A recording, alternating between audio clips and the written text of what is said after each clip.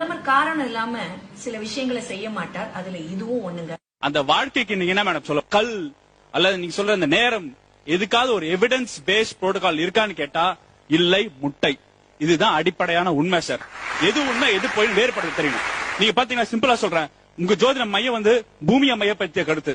First Jio centric theory, அதுவே தப்பு. Solar system பாத்தீங்கன்னா தேர்ட் ஸ்டாண்டர்ட் பையன் சொல்லுவான், sun is centre, earth revolves. நீங்க சொல்ற நவ கிரகங்கள் சொல்றீங்களே, அதாவது யுரேனஸ், நெப்டின், ப்ளூட்டோ கிடையாது சார். ஏன்னா 19th செஞ்சுரிக்கு அப்புறம் தான் டிஸ்கவர் பண்ணாங்க. இதுக்கு முன்னாடி டிஸ்கவர் பண்ணது ரெண்டாவது போய். மூணாவது போய் சூரியன் வந்து நீங்க கிரகம் சொல்றீங்க, அது நட்சத்திரம். நாலாவது போய் நிலா வந்து துணைக்கோள், அதுவும் கிரகம் கிடையாது. இது அஞ்சாவது போய்.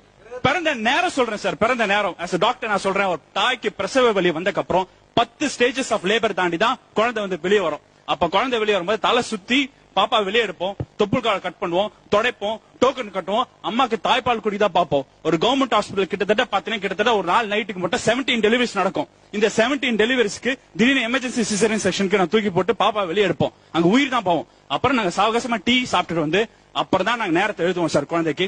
அந்த நேரத்துக்கு கொண்டு போய் நீங்க ஜாதகம் கணிக்கிறீங்களா? ரெண்டாவது கொடு. அப்புறம் லோக்கல் டைம் இருக்கு, இன்டர்நேஷனல் டைம் இருக்கு. லோக்கல் டைம்னா நம்ம கல்கட்டால ஒரு டைம், மெட்ராஸ்ல ஒரு டைம்.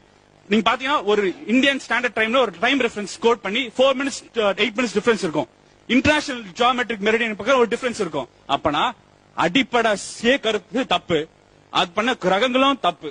நோபல் லாரட்ஸ் எல்லாம் சேர்ந்து ஒரு மீட்டிங் வச்சாங்க சார். அதுல வந்து 187 சயின்டிஸ்ட், 60 நோபல் லாரட்ஸ் சொல்லிட்டு கண்டெம் பண்ணிருக்காங்க. இந்த அஸ்ட்ராலஜி கான்செப்ட் வந்து நீங்க மக்களை வந்து மயக்கமாயி இது சயின்ஸ் பெயிண்ட் ஆன பிக்சரை வந்து டிசால்வ் பண்ணும், இந்த அஸ்ட்ராலஜி கான்செப்ட் டிஸ்ட்ராய் பண்ணுன்னு நோபல் லாரட்ஸ் எல்லாம் ரிசால்வ் பண்ணிருக்காங்க உலக ரீதியா. சுவாமி விவேகானந்தர் என்ன தெரியுமா சொல்றாரு, ஒரு மனிதனோட வீக்னஸ்க்காக தான் இந்த அஸ்ட்ராலஜி எல்லாம். தயவுசெய்து ரெஸ்ட் எடுங்க, தூங்குங்க, ஒரு டாக்டர் போய் பாருங்க. சுவாமி விவேகானந்தர் சொல்றாரு. உங்க அர்த்த சாஸ்திர சாணக்கிய என்ன தெரியுமா சொல்றாரு, அஸ்ட்ராலஜி பார்த்த மன்னன் எவனாவது போரிட போனானா அஸ்ட்ராலஜி பார்த்தே செத்து போவான அர்த்த சாஸ்திர சாணக்கிய சொல்றாரு. புத்தர் என்ன பண்றா, சாங்கு சடங்கு நேரம் நட்சத்திரம் பார்த்து உன் வாழ்க்கை நடத்தினா உன் வாழ்க்கை மேம்படாது, அழிந்து போன்னு புத்தர் சொல்றாரு. ஏன் சார் புத்தர், சாணக்கியர், சுவாமி விவேகானந்தர் தெளிவா சொல்லும் போது